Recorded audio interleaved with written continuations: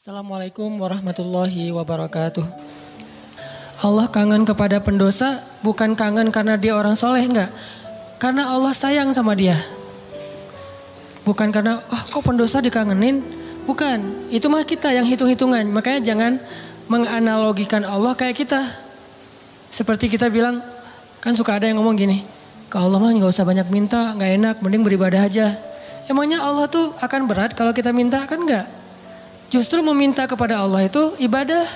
Jadi makin banyak berdoa itu makin banyak pahala. Karena berdoa dalam agama kita itu bagian dari ibadah. Cuman namanya bukan ibadah muqayyad.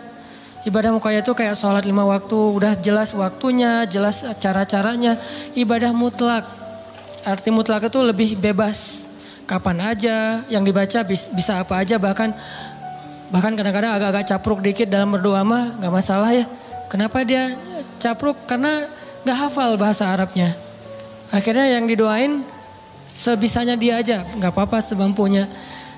Jadi berdoa kepada Allah itu ibadah. Dan Allah senang banget dimintai. Sampai Allah tuh ngerasa malu kalau ada yang meminta. Terus kita Allah gak mengabulkan. Allah malu tuh. Allah punya malu. Justru Allah maha pemalu. Banyak hadis-hadis Allah pemalu kan. Di antaranya kayak hadis Nabi pas Utsman datang ke rumah Nabi dalam keadaan Nabi sakit. Pas Abu Bakar datang, Nabi nggak pakai baju atau pakai baju tapi nggak terlalu rapi gitu, biarin aja. Umar biarin aja. Begitu Utsman yang bilang salam, Nabi langsung rapi-rapi. Udah semuanya rapi, baru Utsman dibukain pintu. Ditanya kok gitu-gitu amat sama Utsman? Dah kita mah nggak gitu. Kata Nabi, jangankan saya, Allah aja malu kepada Utsman. Terus Allah juga malu dalam hadis Nabi, sesungguhnya Allah malu kalau ada hambanya mengangkat kedua tangannya. Ini juga dalil bahwa berdoa boleh mengangkat tangan. Jadi gak perlu diperdebatkan lah. Gak angkat tangan boleh, menelunjuk juga boleh. Nelunjuk jangan pakai analogi culture manusia. Kalau culture manusia gini tuh merintah kan ya. Tapi kalau culture agama ini bukan merintah. Cuma Allah doang yang saya berharap gitu maksudnya. Doa kok gitu sih kayak merintah Allah. Enggak, ini mah pakai perasaan kita. Kalau pakai perasaan agama mah enggak gitu. Kan Nabi kadang berdoa gini, kadang berdoa emang gak pakai ngangkat tangan. Kapan tuh? Kayak pas naik kendaraan, kan gak mungkin di atas onta gini kan. Agak-agak gimana gitu. Atau pas mau makan, Nabi pas mau makan bismillahirrahmanirrahim. Walaupun boleh ditambah Allahumma lakasumtu misalnya. Ya, atau Allahumma barik lana. Asal gak bismillahirrahmanirrahim amutu ahya. Kan gak harus gini, boleh juga gini, boleh gak sama sekali. Kadang Nabi juga berdoa dengan mengangkat tangan. Buktinya sesungguhnya Allah malu. Kalau ada hambanya mengangkat kedua tangannya lalu Allah tidak mengabulkan permintaannya, kan Allah malu nih. Bisa juga Nabi ngangkat tangannya gak gini, tapi gini. Kapan? Pas perang Badar.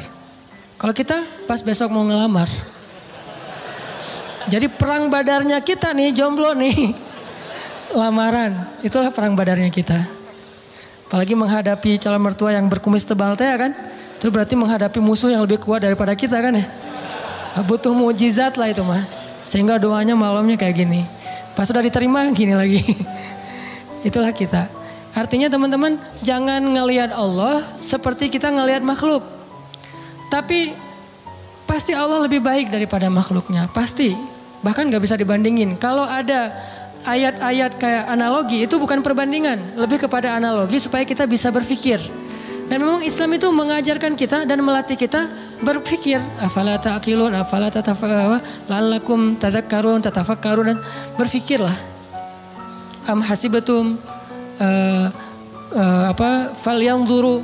Semuanya tentang berpikir. Jadi kalau ada istilah udahlah gak usah dipikir-pikirin, udah taat aja. Taat tapi berpikir. Jangan taat gak berpikir. Karena agama ini agama milik orang-orang yang cerdas. Dibawa oleh orang yang paling cerdas di muka bumi. Dan kecerdasan itu di sini. Tapi kecerdasan doang gak cukup. Harus dipadukan dengan keimanan. Baru namanya Rabbaniyah. Nabi itu cerdas banget loh. Saking cerdasnya Nabi. Turun ayat 1 juz kehafal sama Nabi. Jibril datang.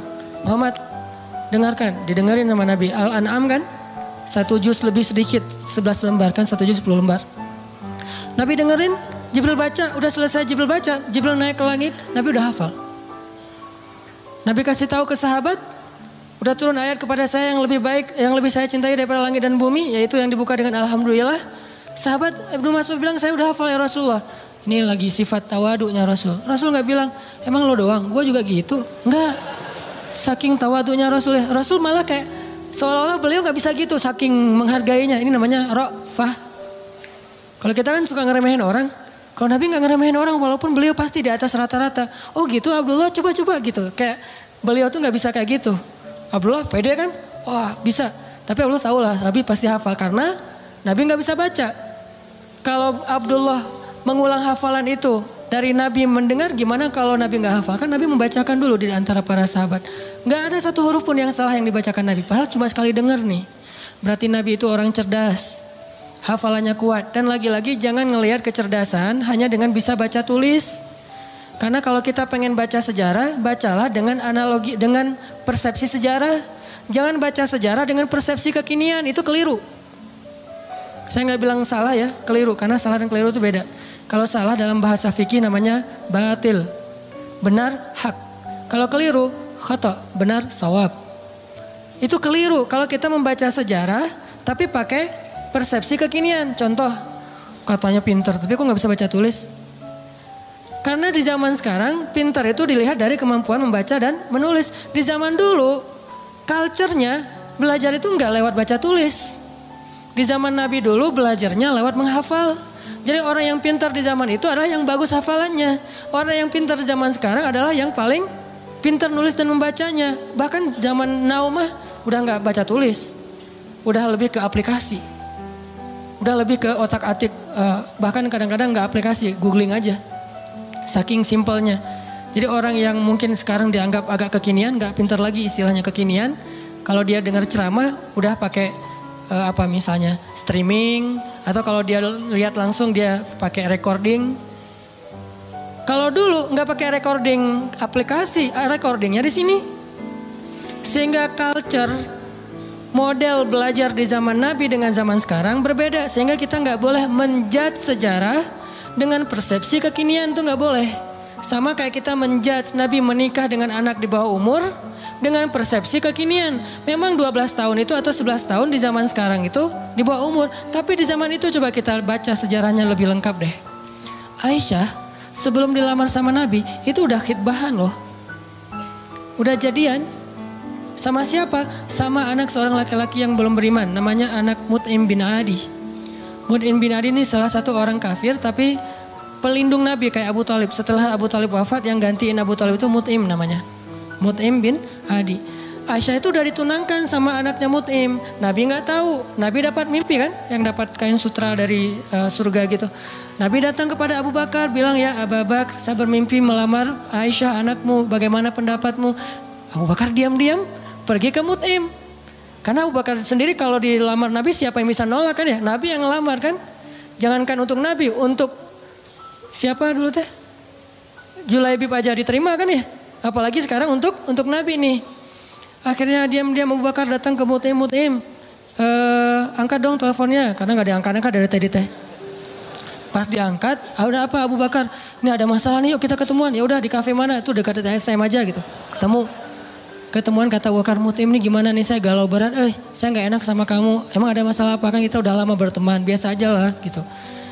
Kata Abu Bakar, Muhammad kamu tahu kan? Oh ya siapa yang gak tahu? Muhammad kan ya orang yang paling mulia di Mekah.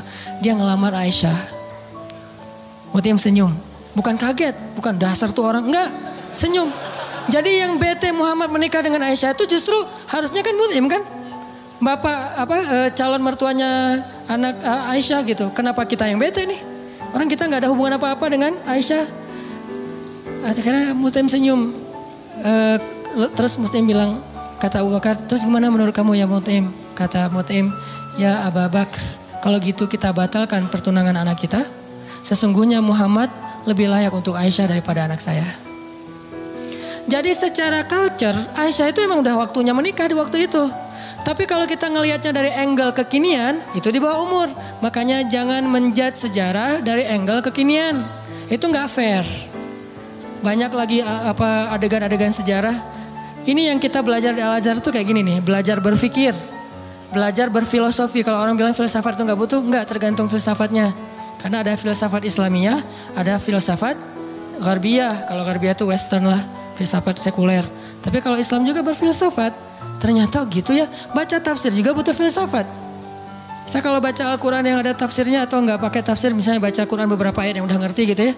Subhanallah, ketika kita berpikir tentang Al-Quran, kebayang hal yang luar biasa tentang kebesaran Allah. Itu luar biasa loh. Kayak saya pernah bilang ayat Allah tuh zatnya, kalau kita ke teman bilangnya orangnya gitu ya. Allah itu zatnya nggak enakan. Apa bukti Allah nggak enakan? Tuh buktinya tuh ayat sebelum tentang pengubahan kiblat. Allah mengatakan Raufun, dirinya tuh Rauf, artinya Rauf itu gak enakan. Apa wujud gak enakan Allah? Salah satunya ayat tentang puasa. Itu Allah gak enakan banget tuh. Mau nyuruh kita puasa aja, perintahnya satu, tapi bahasa-bahasa untuk seolah-olah memotivasi kita, itu satu lembar loh. Ya ayyuhalladzina amanu, kutiba alaikumusiyam. Makanya bacanya jangan, ya ayyuhalladzina amanu, beda itu. Beda intonasi, beda pesan. Tapi kalau kita baca ya ayyuhalladzina amanu, kan kata Nabi, bacalah Al-Quran dengan suara sedih kan, bukan dengan suara teriak. Kadang kita ya ayyuhalladzina amanu, tergantung khotibnya kan ya. Padahal kadang ayat itu turunnya nggak gini, tapi santai turunnya. Ya ayyuhalladzina amanu, kutiba alaikumusiyam. Wahai orang yang beriman, diwajibkan bagi kalian berpuasa. Tapi coba perhatikan kalimat berikutnya, kayak Allah nggak enakan banget. Kama kutiba alal ladzina min qablikum, seperti telah diwajibkan kepada orang sebelum kalian. Seolah-olah Allah ngomong gini, puasa ya, tapi gak usah khawatir, bukan kalian doang yang disuruh, yang lain juga disuruh gitu. Kayak kita bilang ke teman kita nih, lagi ada event, kita jadi panitia gitu.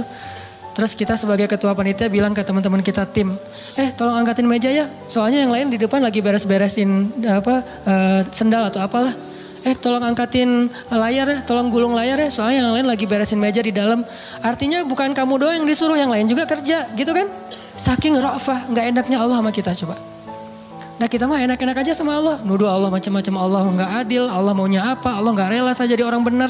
Allah aja ke kita yang Allah maha sempurna, gak enakan coba. Wahai orang yang beriman, berpuasalah atau diwajibkan bagi kalian berpuasa. Tapi bukan kalian doang. Orang sebelum kalian juga diwajibin. Kama kutiba alal ladzina min qablikum.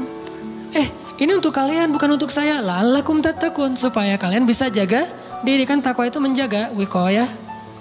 Bisa jaga diri. Maksud jaga diri apa Ustaz? Kan kata Nabi juga bagi para jomblo, kata Nabi kan ya. Kalau kalian udah sanggup menikah, menikahlah. Kalau nggak sanggup atau nggak ada yang mau sih, nggak ada hadisnya sih, nggak sanggup maksudnya. Nabi kan ngomongnya elegan ya, saya aja yang nerjemahinnya kurang elegan. Maksud nggak sanggup di sini itu bukan cuma nggak punya materi, nggak ada yang mau juga. Kan nggak mungkin Nabi bilang nggak mau ya, nggak ada yang mau ya, nggak mungkin kan? Kalau kalian nggak sanggup dalam kurung, versi saya nih, nggak punya uang atau nggak punya calon atau ada calon banyak tapi nggak ada yang mau, misalnya tutup kurung gitu kan? Kalau kalian nggak sanggup, puasalah. Karena itu bisa menjaga diri kalian. Udah Ustadz puasa makin pengen nikah. Saya banget tuh. Dulu, alhamdulillah udah enggak lah. Cukup ya. Oke, lanjut. Supaya kalian bisa jaga diri. La'allakum tattaqun. Karena takwa itu menjaga diri. Bisa menjaga diri dari hawa nafsu. Bisa jaga diri dari api neraka. Banyak makna jaga diri di sini. Udah selesai belum? Allah masih ngomong gini, ayyamam ma'dudat, gak usah khawatir, gak lama kok, cuma beberapa hari. Kenapa Allah gak bilang aja 29 hari atau 30 hari? Kenapa bilang beberapa hari? Kenapa Allah gak bilang 1 bulan? Kan puasa 1 bulan kan?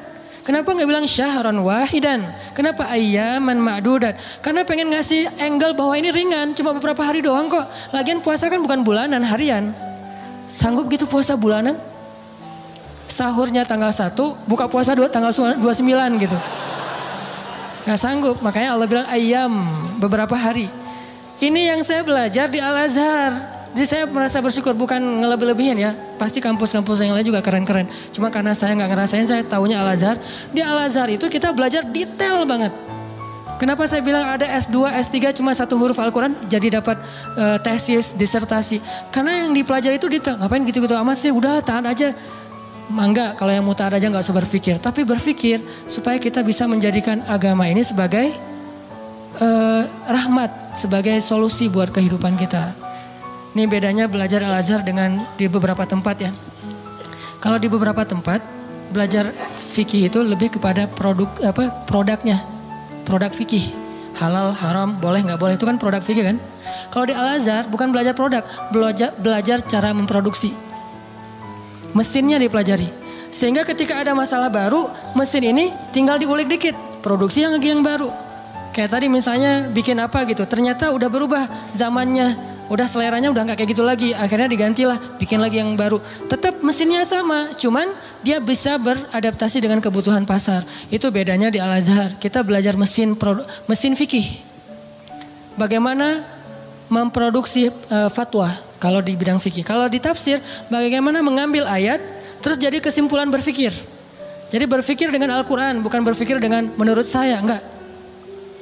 Pola fikir kita tuh dibangun di Al-Azhar. Sehingga pas kita dengerin dosen ngomong, benar-benar tuh calangapan bener tuh. Karena ilmu dosen-dosen di sana tuh luar biasa. Kalau ngomong tuh kayak seolah-olah dia udah kuasai seluruh Al-Quran. Jadi Al-Quran itu diambil tuh sepotong-sepotong dikumpulin, jadilah satu menu makanan. Tuh gitu di Al-Azhar teh. Intinya yang saya pengen sampaikan kepada teman-teman, jangan ngelihat Allah kayak ngelihat makhluk. Karena nanti jadi salah paham. Jangan banyak minta lah, gak enak sama Allah.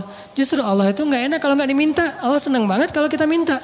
Dan Nabi yang paling banyak meminta ke Allah namanya Ibrahim. Sehingga disebut Inna Ibrahim la'awwahun halim. Apa arti awwah? Bukan awwah ya. Awwah artinya da'a, suka berdoa. Dan di Al-Quran itu Nabi yang paling banyak kalimat doanya kan Ibrahim kan. Dikit-dikit ya Rabbi, ya Ilahi, ya Allah. Selain Musa. Awwahun da'a, suka berdoa. Gitu juga tadi dalam kasus surga neraka. Ada orang bilang, saya emang gak takut sama neraka. Setan aja, iblis takut sama neraka. Kita lebih garang daripada iblis? Enggak. Iblis itu udah paling, kalau dibilang bejat, paling bejat mah iblis. Udah gak ada lagi lebih bejat daripada iblis. Udah gua mah lebih bejat dari iblis, gak ada. Iblis itu paling bejat tuh udah. Jadi kalau ada manusia gimana pun dia bejat masih kalah sama iblis. Yang paling soleh itu adalah Muhammad SAW. Walaupun yang paling suci adalah malaikat. Tapi yang paling soleh, beda suci sama soleh ya.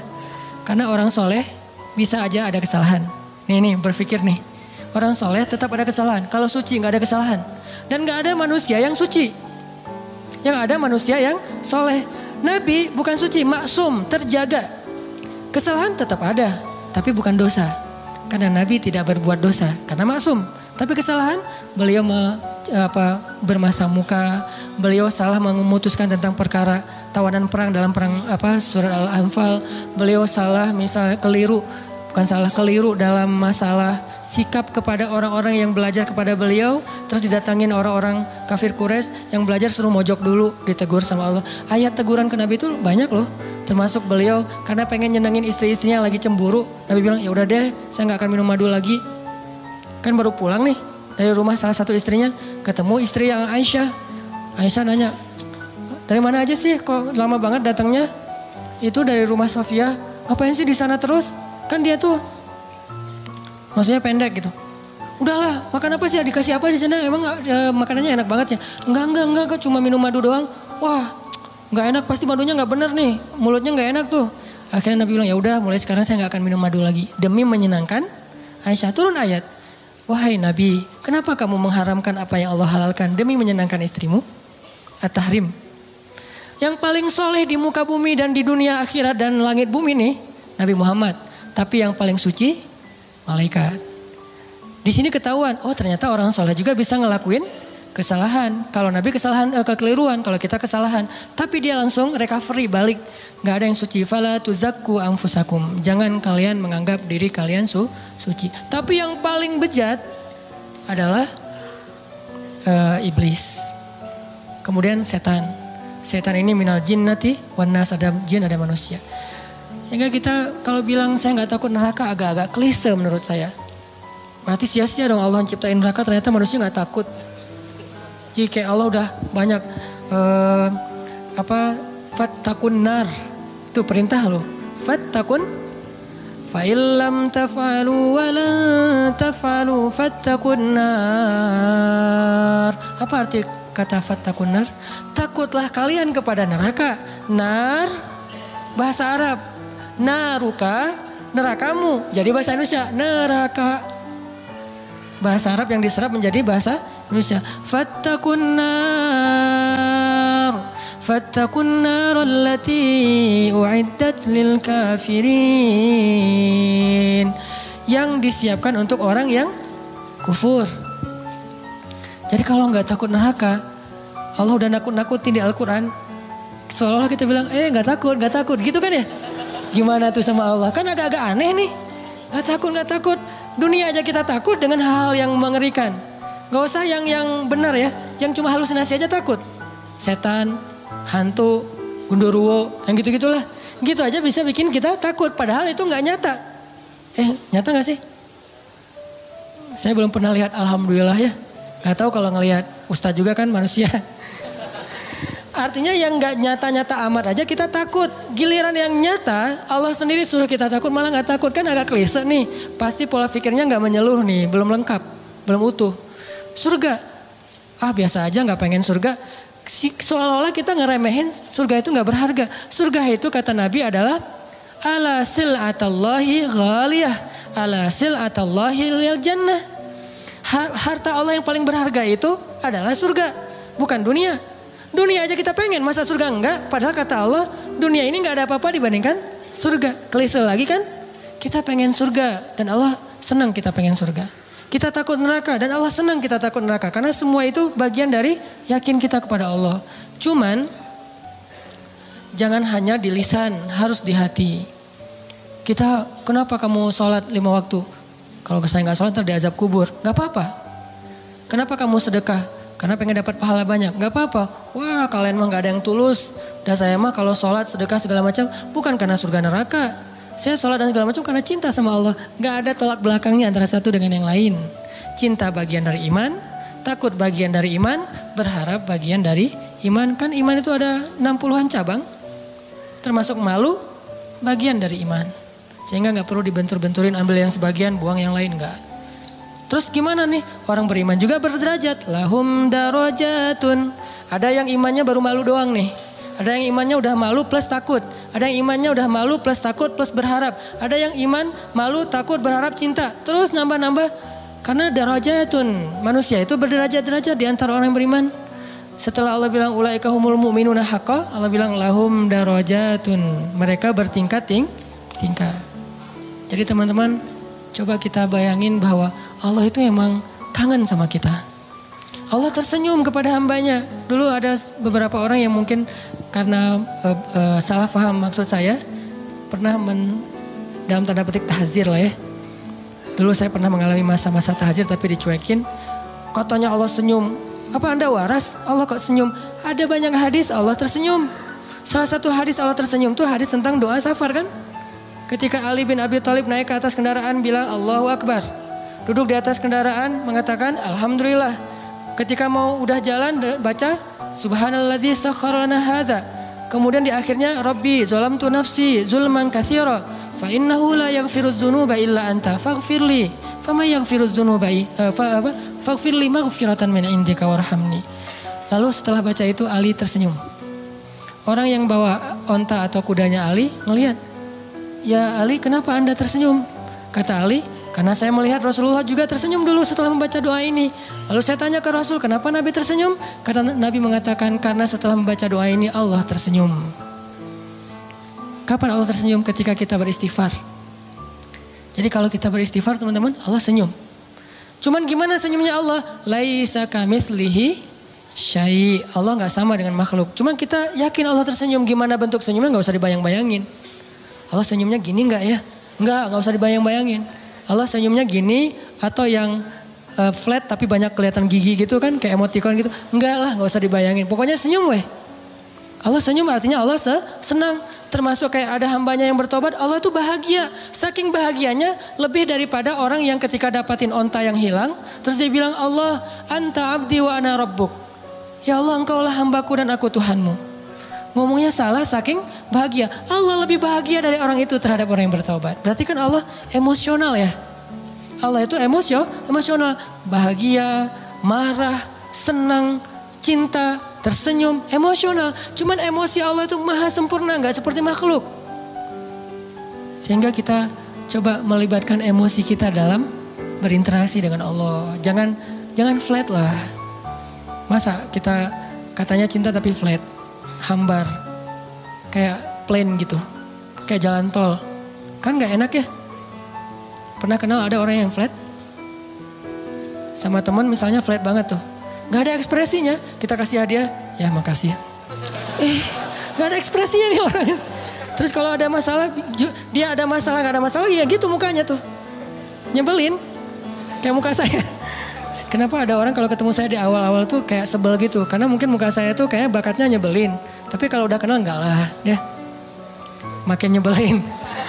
Ini ada orang flat banget nih, flat banget. Dia kasih hadiah biasa aja, dapat masalah diledekin juga dia biasa aja. Paling gak enak kalau punya pasangan kayak gini nih. Gak ada ekspresi-ekspresinya. Ada juga yang ekspresinya lebay. Kasih hadiah dikit, wah segala macam. Ada masalah dikit, nangisnya wah kemana-mana. Misalnya ada yang kayak gitu teh. Nah Allah yang paling ideal perasaannya. Yang paling ideal zatnya. Yang paling ideal kebaikannya. Paling ideal aja pokoknya. Jadi kita coba melibatkan emosi kita ketika kita berinteraksi dengan Allah. Allah kangen sama kita. Cuman kangennya Allah karena pengen ngampunin dosa-dosa kita. Kata Nabi setiap sepertiga malam Allah turun ke langit dunia. Terus Allah manggil-manggil. Saya kalau ngebayangin ini Allah manggil-manggil. Coba ya Allah manggil-manggil. Duh jangan kasihan karena Allah gak akan hina kayak gitu. Cuman gak enak. Allah manggil-manggil. Saya kok sombong banget ya gak menyambut panggilan Allah gitu. Walaupun gak wajib kita datang. Udah gitu, bayangin ya Allah manggil-manggil tapi gak wajib didatengin. Allah manggil-manggil, Allah telepon gak wajib diangkat. Kan Allah baik banget kan. Harusnya kan kalau Allah manggil harus datang ya. Kayak sholat 5 waktu misalnya Allah panggil. Boleh kita misalnya gak datang segera. Walaupun gak baik, yang paling baik itu datangnya segera. Di tempat panggilan itu dikumandangkan. Tapi kalau gak datang segera juga gak sampai dosa. Cuman kehilangan banyak kebaikan lah.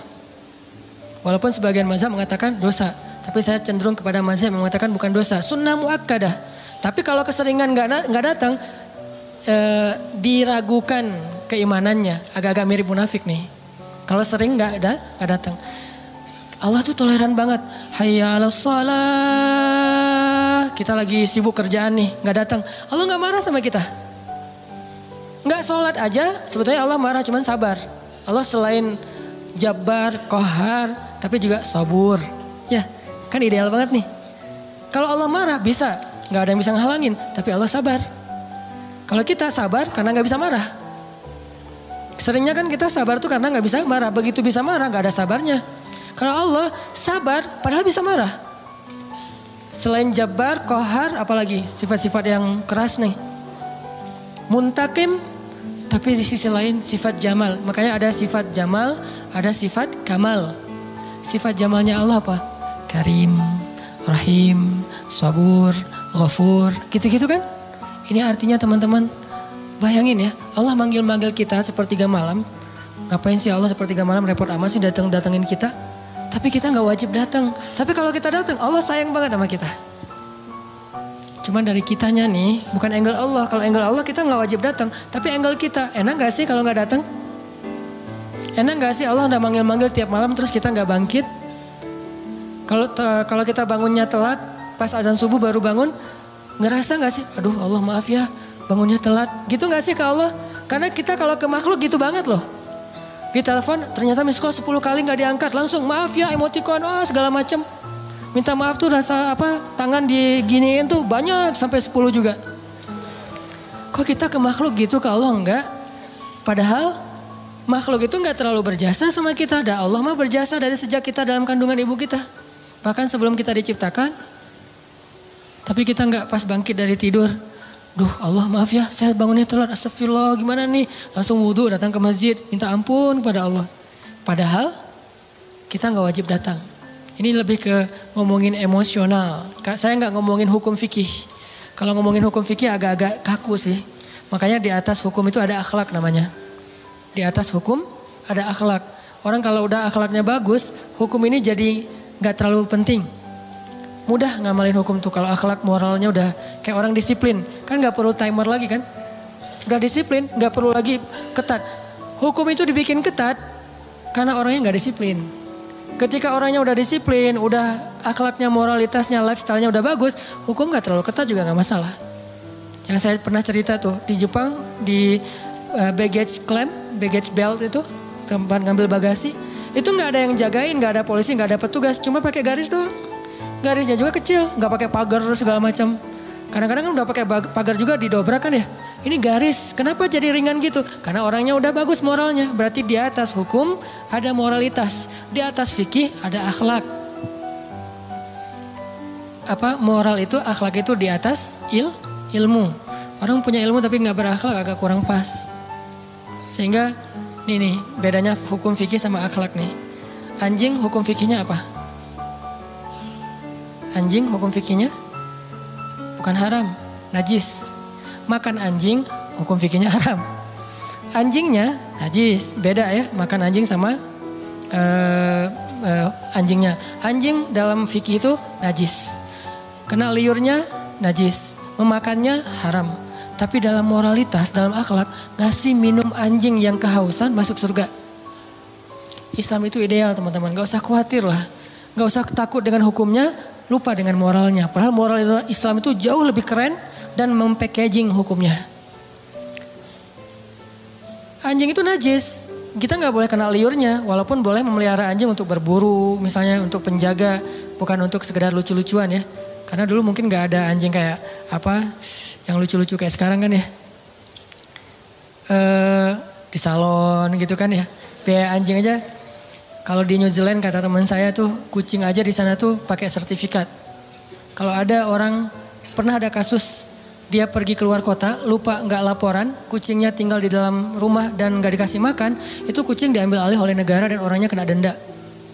Islam banget kan ya? Islami banget kan? Kan ada hadis Nabi yang bilang yang perempuan yang dilihat di dalam neraka gara-gara membiarin kucingnya meninggal gak dikasih makan, ditinggalin beberapa hari keluar kota. Gak tahu dia lagi traveling kemana gitu si cewek itu teh. Itu kan terjadi kan ya? Nah anjing najis, anjing haram. Tapi ngasih minum anjing yang kehausan itu masuk surga. Yang ngasih minumnya siapa? Bukan orang soleh. Kalau orang soleh, itu mah amal pelengkap. Bukan, orang yang baru bertobat dari dosa zina. Bukan pezina ya. Karena orang kadang-kadang suka jadi modus tuh. Tuh pezina aja masuk surga. Mana ada pezina masuk surga? Yang ada orang yang bertobat dari zina masuk surga. Orang yang bertobat dari membunuh masuk surga. Gak ada pembunuh masuk surga, gak ada itu. Kalau gitu buat apa kita beramal soleh kalau semua juga masuk surga? Gak ada keadilan tuh. Allah kok menciptakan neraka sih? Katanya pengasih penyayang. Kok ada neraka? Surga neraka adalah bentuk keadilan. Karena tanpa surga neraka tidak ada nilainya kebaikan. Ngapain kita harus jadi orang baik? Toh gak akan dibalas juga sama Allah. Ngapain kita takut berbuat dosa? Kan gak akan diazab juga sama Allah. Maka kemana larinya para pembunuh? Kemana larinya para begal? Kemana larinya orang-orang yang menzalimi orang lain? Terus di mana hak para korban? Kalau tidak ada surga neraka. Tapi kalau sudah diadili di dunia dengan cara-cara yang Allah ridhoi, selesai gak ada urusan lagi dengan surga neraka. Misalnya pembunuh dikisos, maka dia masuk surga.